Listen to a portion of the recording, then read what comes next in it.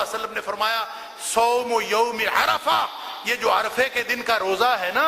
احتسب علی اللہ ان یکفر السنۃ التي قبلہ والتي بعدہ، میں اللہ سے گمان کرتا ہوں کہ جو شخص عرفے کے دن کا یعنی 9ویں ذی الحج کا روزہ رکھے گا، میں اللہ سے گمان کرتا ہوں کہ اس کو 1 سال پہلے کے گناہ معاف اور 1 سال آنے والے کے بھی گناہ معاف، 2 سال کے گناہ اللہ تعالیٰ معاف کر دے۔ اور حضرت عائشہ صدیقہ رضی اللہ تعالیٰ عنہ کی وہ حدیث مسلم شریف میں وہ بھی ہے کہ نبی پاک صلی اللہ علیہ وسلم کے بارے میں اما عائشہ صدیقہ رضی اللہ تعالیٰ عنہ فرماتی ہیں کہ میں نے ما رأیت النبی صلی اللہ علیہ وآلہ وسلم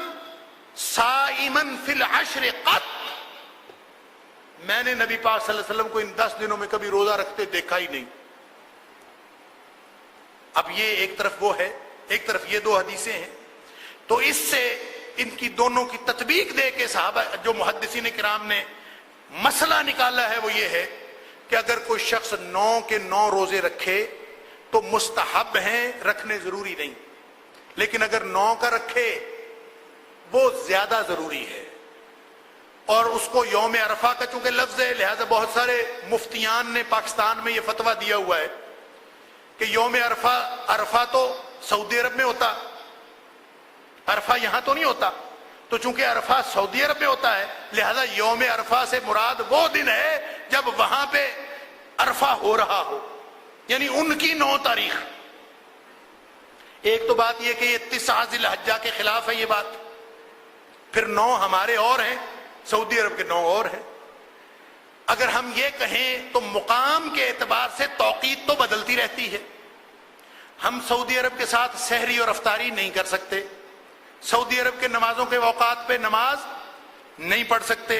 وہ سحری کر رہے ہوں ہم ان کے ساتھ سحری نہیں کر سکتے، وہ افطاری کر رہے ہوں ہم ان کے ساتھ افطاری نہیں کر سکتے، کیونکہ ان کی توقیت ہماری توقیت میں فرق ہے۔ جس دن ان کا روزہ ہوتا ہے ہم روزے سے نہیں ہوتے،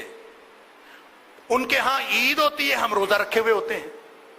اگر ان کا حساب کرنا ہے تو پھر سارا حساب ہی ان کا چلے گا، تو وہ چونکہ چل نہیں سکتا اس لیے یہ خواہ مخمسے میں ڈالنے والی بات ہے اپنے آپ، ان کا حساب ان کا، ہمارا حساب اپنا۔ 9 ذی الحج ان کی یوم عرفہ، ہماری جو 9 ذی الحج یہاں ہوگی وہ یوم عرفہ ہوگا، اس کا روزہ اللہ کے فضل سے ہم نے لازماً انشاءاللہ رکھنا ہے، اس لیے کہ گناہ معاف کروانے کی مجھے بھی تڑپ ہے، آپ کو بھی ہے، ہم سب کو ہے، کس کو گناہ نہیں معاف کروانے۔ اور باقی اس کے علاوہ اگر سارے دنوں کے رکھے جا سکیں تو بھی بہترین بات ہے، نہ رکھے جا سکے تو کم از کم اس دن کا روزہ لازماً رکھنا ہے۔ قال النبي صلى الله عليه وسلم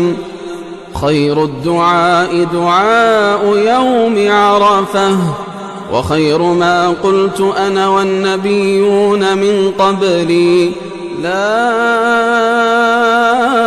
إله إلا الله وحده لا شريك له له الملك وله الحمد وهو على كل شيء قدير۔ الله